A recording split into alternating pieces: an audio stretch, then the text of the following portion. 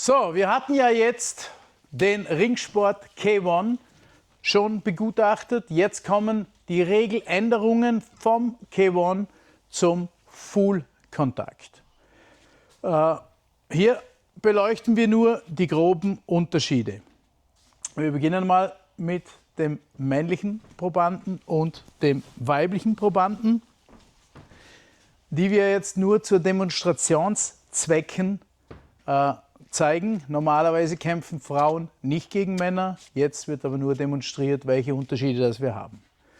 So, Ausrüstung genau gleich bis auf lange Hose Pflicht und sogenannten Fußschützer Pflicht.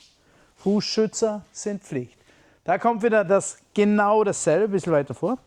Genau dasselbe wieder zu tragen, bitte umdrehen, hoch, dass die Fußschützer die Zehen abdecken müssen, Verletzungsgefahr von den Nägeln und dass es eingehängt sein muss. Beim zweiten Proband schauen wir uns das auch an. Auch hier eingehängt und die Fußschützer drinnen. Wichtig, die Handschuhe sind 10 Unzen, genau gleich wie im K1 und bandagiert. So, jetzt kommen wir aber zu den groben Änderungen und die sind im technischen Bereich. Rechtsauslage. Im Full-Kontakt ist es verboten, einen Low-Kick zu schlagen. Low-Kick. Verboten, keine Low-Kicks. Im Full-Kontakt ist es verboten, ein Knie zu schlagen. Knie. Verboten. Alle anderen Techniken sind erlaubt. Das heißt Spinning Backfist, Handtechniken, vordere Gerade, hintere Gerade, Haken, Uppercut, Körperhaken, alles erlaubt. Auch der Superman Punch. Erlaubt. Dann Fußtechniken. Vordere Fußkick. Vordere Fußkick kommt zum Kopf. Gedrehter zum Körper. Dann X-Kick. X-Kick. Beim X-Kick sieht man ganz genau, warum die Fontanelle hier geschlossen sein muss, dass wenn der Kick rauf auf die Kopfhälfte kommt, dass es keine Verletzungen gibt. Dann gedrehter zum Körper und gesprungener zum Körper. Also alle Kicks sind erlaubt. Großer Unterschied zum K1, wie gesagt, kein Knie und das zweite, kein Low Kick. Darum lange Hosen. So, jetzt schauen wir uns mal eine Sequenz an beim Kämpfen. Auch die Kämpfer sind hier gezeichnet mit einem roten Band und mit einem blauen Band, gehen in die Ecke. Dann der Hauptkampfrichter gibt wieder das Signal. Fighter. Kontrolliert visuell Referees. Die Referees nicken, dass sie wissen, der Kampf beginnt, konzentriert sind und schreiben wieder die Punkteprotokolle. Dann wird der Kampf freigegeben. Fight!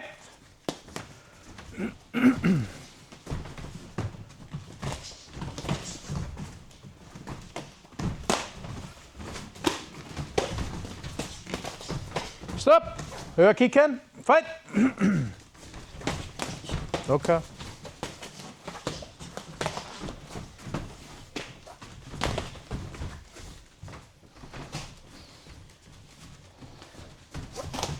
Höher kicken. Und Time! Die Kämpfer gehen wieder in ihre Ecken. Vorrunde wäre gekämpft. Die Kampfrichter notieren die Punkte hinein. Was haben wir bei den ersten Runden gesehen? Was ein bisschen grenzwertig war, war die Höhe der Kicks. Also Low Kicks sind verboten. Ansonsten war der Kampf in Ordnung. Vollkontakt natürlich bis zum K.O. Hier wird es nur simuliert, weil Frau und Mann dürfen nicht gegeneinander im Wettkampf antreten. Gut, zweite Runde.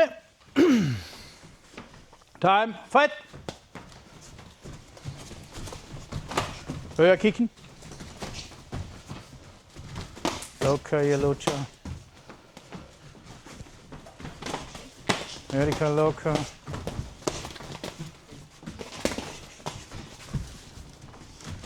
Und Time! Zweite Runde vorbei, Vorkämpfe vorbei. Bei den Kadetten sind 2 Rundenkämpfe auch im Finale. Somit ruft der Kampfrichter die Kämpfe in die Mitte,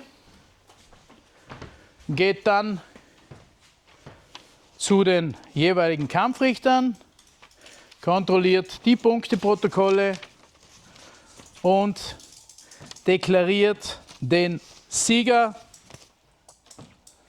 mittels Punktevorgabe. Da es hier kein richtiger Kampf war, nur ein Showkampf, Winner. Würden jetzt beide Kämpfer die gleiche Punkteanzahl haben, also ein sogenanntes Unentschieden erreicht haben, wird der Kampf um eine Runde verlängert. Eine Runde, sprich 2 Minuten, und danach wird der Kampf nochmal bewertet.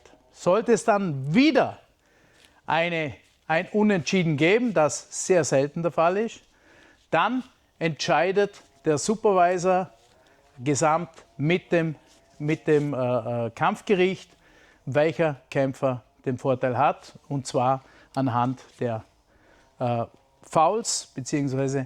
Anzählmomente. Gut, Dankeschön.